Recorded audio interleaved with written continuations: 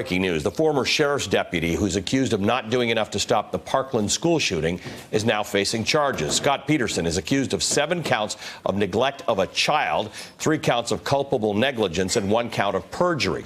The Florida Department of Law Enforcement commissioner said former Deputy Peterson did absolutely nothing to mitigate the MSD Marjory Stoneman Douglas High School shooting that killed 17 children, teachers, and staff and injured 17 others. There can be no excuse for his complete inaction, and no question that his inaction cost lives. NBC correspondent Tom Winter joins us now. He's been following this closely. Tom, tell us more about this. So basically, according to the Florida Department of Law Enforcement, the FDLE, and they're kind of the cops for the cops. So they come in a lot of these instances, look at an action and see what's going on. And according to them, these charges today involving this former deputy, Scott Peterson, stem from his, and this is, I'm going to quote from them, his refusal to investigate the source of the gunshots that day at the high school, that he retreated during the active shooting while victims were being shot, and then he directed other law enforcement who arrived on the scene to remain 500 feet away from the building. Now, some of this is backed up from the radio calls and from the radio transmissions that were recorded that day.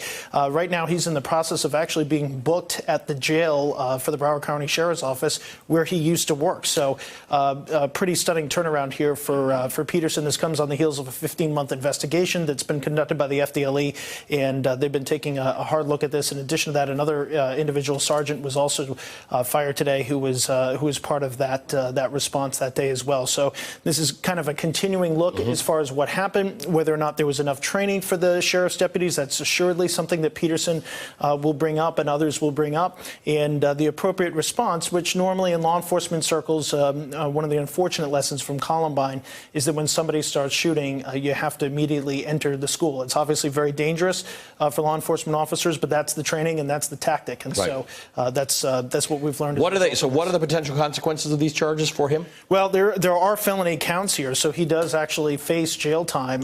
In addition to that, there's a series of some other charges that aren't felony counts, but he does look at the possibility here for jail. Wow. All right, Tom. Thank you as always, Tom Winter. Hey there, I'm Chris Hayes from MSNBC. Thanks for watching MSNBC on YouTube. If you want to keep up to date with the videos we're putting out, you can click subscribe just below me, or click over on this list to see lots of other great videos.